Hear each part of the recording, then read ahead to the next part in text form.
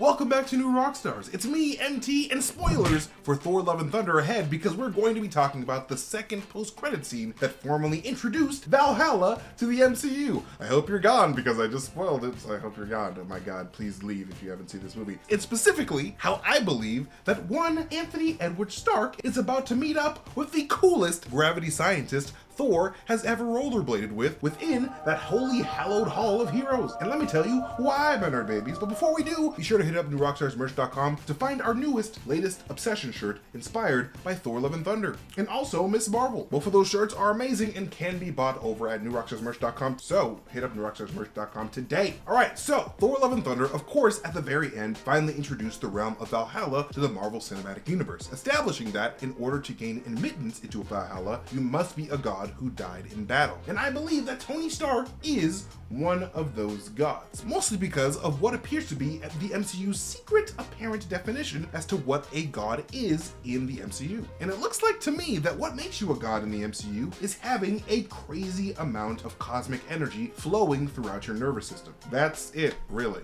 For example, our first ever real look at what a god's biology looks like sort of came in the form of Ego the Living Planet in Guardians of the Galaxy Volume 2. What are you exactly? I'm what's called a celestial, sweetheart. A celestial like a god? Small G, son.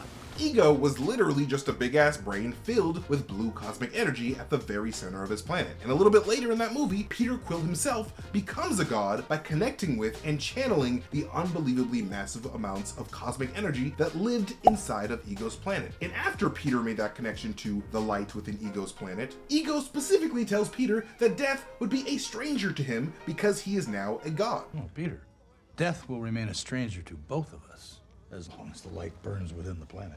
And we also see this shown in Shang-Chi and the Legend of the Ten Rings when the blue dark energy of the Ten Rings kept Wenwu from dying for centuries and gifted him god-like power and authority. Like he had all that cosmic energy flowing in his blood, and we can see as much in that little close-up shot with his arm. Before Baby Groot killed Ego the Living Planet like the god butcher that he is, Ego was a master of massive amounts of blue cosmic energy. A cosmic godly energy that has intrigued a lot of entities in the MCU in the past. You know, people like Red Skull. The blue cosmic energies of the Tesseract, known in the MCU as dark energy. And there is even an entire research facility dedicated to looking into the dark energy inside of the Tesseract. You know, before Loki destroyed the Joint Dark Energy Research Facility at the beginning of Avengers 1. And that's the same place that Marvel did a lot of research in while she was alive. Thor Odinson himself is a massive dark energy conduit, which is why he was able to completely decimate Hela's army without the aid of Mjolnir in Thor Ragnarok. And also why his lightning is blue in the MCU and never yellow like Electro's or even gold like Zeus's lightning. It's always specifically blue. And hey, speaking of Zeus, what makes Zeus himself a god isn't just his ability to decide who is invited to the orgy. Oh god, I wish it were me. Oh no, because I believe it's the massive amounts of golden energy that courses through his violent veins, which is why we see in the movie that the blood of the gods are gold. It's because gods like Zeus and the god of Gor's planet are all conduits of golden soul singularity energy, the same type of energy that flows in the synthetic bodies of Earth's mini gods, the Eternals, and why the Eternals wake up in front of MCU Earth's golden sun after charging their bodies up with its energy at the very beginning of the movie. Like, you can even call it soul singularity because soul means sun. And this is basically why Captain Marvel is stronger than Thor in the MCU, as we saw play out in season 1 of What If. Captain Marvel has more cosmic energies flowing within her body, with both blue and golden energies powering her being. Like the entirety of Captain Marvel 1 was a movie about Carol Danvers unlocking her golden energy abilities by learning how to believe in her own self. Because her golden power is the power that everyone on MCU Earth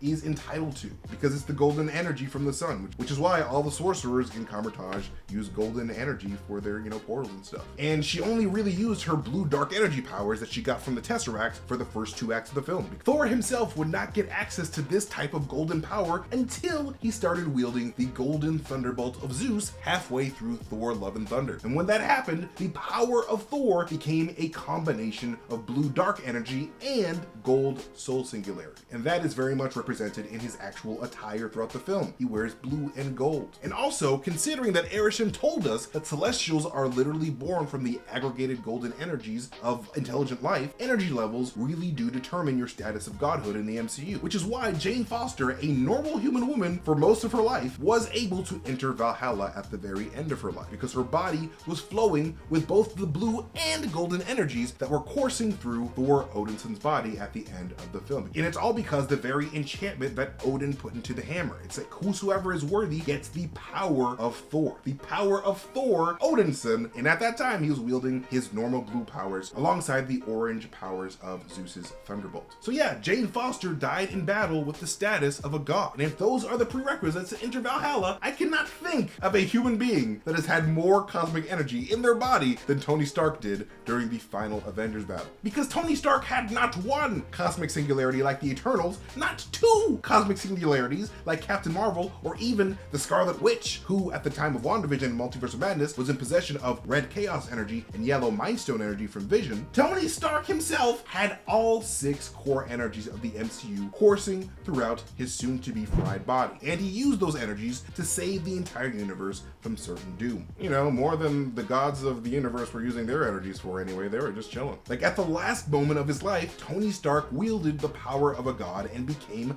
like a god, like Jane Foster, which is why Jane Foster likely had dinner with the flirtatious Tony Stark in the halls of Valhalla right after she arrived. But also, as a side note, we cannot forget how Tony Stark himself was basically a man in god armor ever since Iron Man 2, when he used Howard Stark's dark energy science that Howard learned from the Tesseract to make him a new arc reactor. A blue dark energy arc reactor that got juiced up in Avengers 1 after being hit by Thor's dark energy lightning. It's all god power, baby. It all connects. Hashtag the Marvel trigger theory. That's a reference to a theory I did a couple of months ago about how all the energies of the MCU are linked to certain aspects of our reality. It's really interesting. Check it out. But that is why I believe Anthony Edward Stark is in Valhalla as we speak. But what do you guys think? Let us know in the comment section below. But of course, thank you guys so much for watching this video. You can follow me at MasterTainment on Twitter if you want to see me tweet some really weird shit and really fun theories. But most importantly, you can follow New Rockstars wherever we are on social media. And when you do on YouTube, make sure you hit that notification bell so you can get notifications every time we upload a video. And of course, hit up newrockstarsmerch.com to find our newest, latest Obsession shirts inspired by both Miss Marvel and Thor Love and Thunder. We love you guys so much, so